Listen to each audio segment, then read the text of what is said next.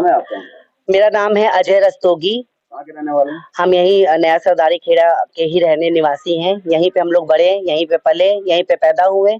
यहाँ पे बहुत टाइम से हम लोग रह रहे हैं। क्या मामला है? मामला ये है हमारा सर कि इसमें एक जुझार नाम का व्यक्ति है, जो उसके बारे में मुझे नहीं पता वो कौन है।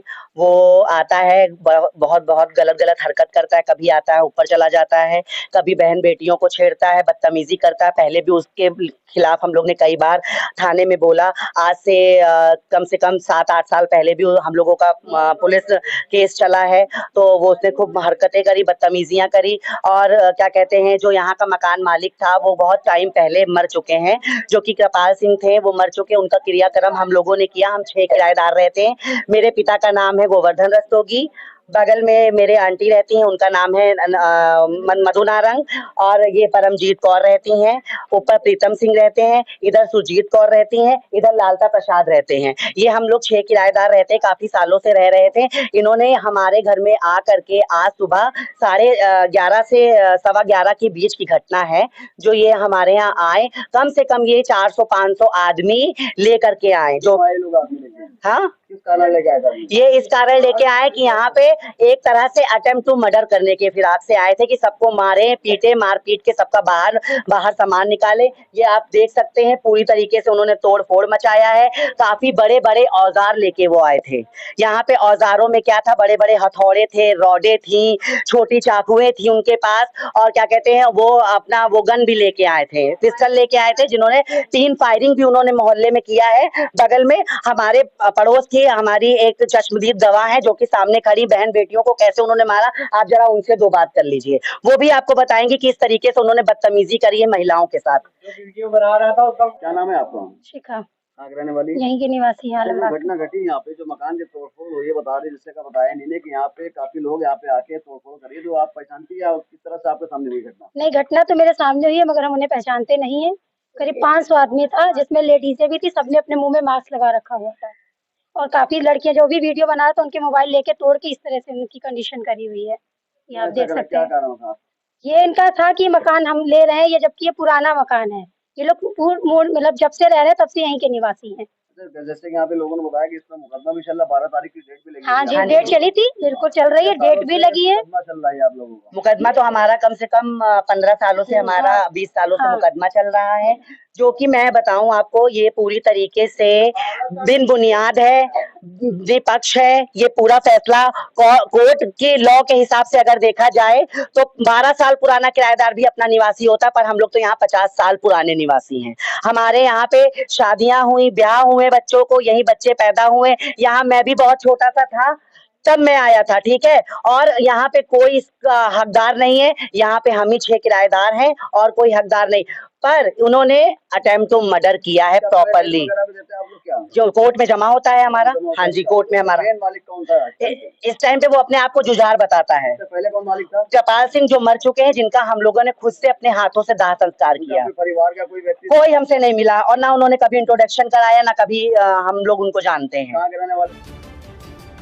ये हमें नहीं पता कुछ भी इसके बारे में, हमें नहीं पता इसके बारे में। जो कंप्लेन आपने करी, कहाँ पे करी आपने? अभी तो हमने एसएसपी ऑफिस मिलाया था, जो कि मैंने गूगल से नंबर निकाल के एसएसपी ऑफिस मिलाया जब। हाँ, एक और पॉइंट की बात है कि 100 नंबर और 112 नंबर पे तत्काल पुलिस आती है। 112 नंबर कम से कम मैंने 20 मिनट्स रास्ते से ट्राई किया होगा। 112 पे कोई रिस्पॉन्स नहीं था, बस बिजी, ठीक है। जो कि पुलिस की तरफ से कोई भी हम लोगों को पूरी तरीके से कुछ भी हम लोगों को वो नहीं मिल पाया कि कोई प्रोटेक्शन मिलता, अपने बचाव में कुछ भी नहीं मिला। फिर हमने डीआईजी ऑफिस में मिलाया, मैंने एसएसपी ऑफिस में फोन मिलाया, तो वहां से उन्होंने मुझे पूरी तरीके से आश्वासन दिया, जो कि थाने में कॉल गया जब मैंने रास्ते से मिलाया था। जैसे ही हम आए हैं, उसी के साथ ही साथ वो फोर्स आई है। फोर्स भी आई थी, जो कि वो साइड में खड़ी थी। और हम आ करके जब हम लोग बोले हैं थोड़ा बहुत, जब हम लोग के सपोर्ट पे ये मोहल्ला थोड़ा बहुत बोला है, तब वो लोग पीछे गए हैं। उनमें महिलाएं भी थी। वो मार पीट कर रहे थे, बोलने को तो छोड़ दीजिए, वो मार पीट कर रहे थे, कह रहे थे मैं एक आधे का मर्डर करूंगा, आप लोग यहाँ से निकलो, खाली करो, नहीं तो मैं जान से मार दूंगा, खाली करिए, आप लोग यहाँ से मकान खाली करिए। और ये ऐसी धमकियां कई बार वो पहले भी दे चुके हैं और दिलवा चुके हैं। और औरों के हाथ से वो दिलवा भी चुके हैं ऐसी धमकियां कि आप लोग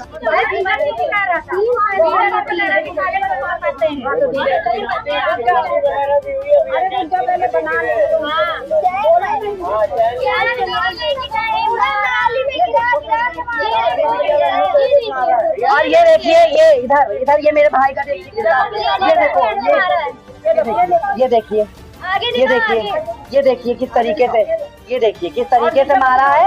और सारी महिलाओं के साथ पूरा गलत, पूरे अंगों पे उन्होंने हाथ डाला। अटेम्प्ट टू मर्डर यहाँ पे उन्होंने करने की पूरी तरीके से कोशिश की। हमारे भाई का ब्रेन का ऑपरेशन कराने के लिए मैं पैसा रखा था। एक बार फर्स्ट ऑपरेशन उसका बलरामपुर वहाँ से हॉस्पिटल से हो चुका है। दोबारा ऑपरेशन कराने के लिए हमें 3 लाख रुपए रखा था। सारा पैसा उसने यहाँ से निकाल लिया। 500 आदमी था और उसमें 15 से 20 महिलाएं थी, जो कि सबने घाटे लगा रखे थे, सबने मुंह बंद कर रखा था बहुत बुरी तरीके से।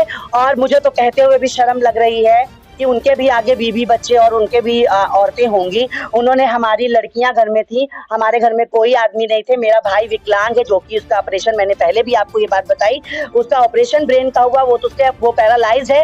और महिलाओं के उन्होंने गलत अंगों पे हाथ डाला, उन्होंने उनके अंगों को कायदे से मसला। अब मैं बुरे शब्दों में जो कि बोलना पड़ रहा है, क्या करूं। उन्होंने बदतमीजी करी, चेनें छीनी और हमारे भाई का ऑपरेशन का 3 लाख रुपए रखा था, वो उन्होंने पैसा निकाल लिया। पूरी तरीके से अभद्रता करी। एक ऊपर रहते हैं बुजुर्ग, उनको घसीटते हुए महिलाओं के बाल पकड़ के घसीटा उन्होंने महिलाओं को। यहाँ तक का ये देखो, ये कितनी बड़ी बच्ची है, इसने पिन लगा रखा, पूरा उसका कुर्ता फाड़ा। उन्होंने कहा हम बदतमीज आप लोगों के साथ, और वो ये भी कह रहे थे कि तू जो करते बना, हमने मारा है। और उन्होंने एक बात उन्होंने एक बात और कही। उन्होंने एक बात ये सबसे अच्छी कही कि मेरा कोई प्रेस, कोई मेरी मीडिया, कोई मेरा प्रेस, कोई आला अधिकारी बड़ा से बड़ा, यहाँ तक का जो माननीय मुख्यमंत्री योगी जी हैं, ठीक है, माननीय मुख्यमंत्री योगी जी जो हैं, उनको तक का भी उन्होंने ये बोला कि वो मेरा कुछ नहीं कर पाएंगे। लिसन एक मिनट, यहाँ तक का मुख्यमंत्री योगी जी, आदित्यनाथ योगी जी, मोदी जी कहीं वो मेरा कुछ नहीं कर पाएंगे। ऐसे व्यक्तियों की आप मानसिकता तो समझ ही सकते हैं कि वो हम लोग के साथ क्या कर सकता है। वो अपने पूरे सामो सामान के साथ आए थे, पूरी तरीके से मार। उनके पास छोटी चाकुएं थी और उनके पास बड़े बड़े रॉड थे, बड़े बड़े हथौड़े थे और उसे क्या कहते हैं, उन्होंने फायरिंग भी करी। उनके पास 500 से 450 से 500 तक आदमी था। बहुत अभद्रता करी है। कोई मेरे पास, मैं अगर उपन्यास लिखूं तो इस पे उपन्यास लिख जाएगा, कोई शब्द नहीं है। I am speechless. उन्होंने इस तरीके से हरकत करी। क्या मदद चाहती हैं आप? मुझे योगी जी से, मोदी जी से हाथ जोड़ के विनती है कि हम लोग एक मिडिल क्लास फैमिली है, बहुत ही गरीब परिवार से हैं और हम लोग यहाँ पे अच्छे से रह रहे हैं। किसी का इसमें कुछ लेना नहीं, किसी का देना नहीं। जो कानूनी तौर से प्रशासन से जो किया जाता है उस तरीके पे से हम लोग चल रहे हैं। हमारा कोर्ट में किराया जमा हो रहा है, सारी चीजें हो रही, पर ये लोग आकर के निहत्था देख के इन्होंने वार किया, इन्होंने सबको मारा पीटा। मुझे उनसे पूरी दरख्वास्त है, ये जो जुझार है और जुझार के साथ जितने यहाँ आए थे उन सबको कड़ी से कड़ी सख्त कार्रवाई मिले, कड़ी से कड़ी सख्त कार्रवाई होनी चाहिए। योगी जी, मोदी जी, हमें आपसे हाथ जोड़ के निवेदन है, इन लोगों ने, आप इतने अच्छे कार्य कर रहे हैं, लोगों को घर दे रहे हैं, मकान दे रहे हैं, जो बेसहारा हैं, यहाँ तक का आप उनको खाने का सामान दे रहे हैं, जो आपको इतना उल्टा सीधा बोल सकते हैं। उन्होंने लिटरली मेरे योगी जी, माननीय योगी जी और मोदी जी दोनों को उन्होंने बहुत उल्टा सीधा बोला। उन्होंने कहा वो भी मेरा कुछ नहीं कर पाएंगे। तो जो आपकी मान और प्रतिष्ठा पे आंच लगा सकता है वो हम लोगों का क्या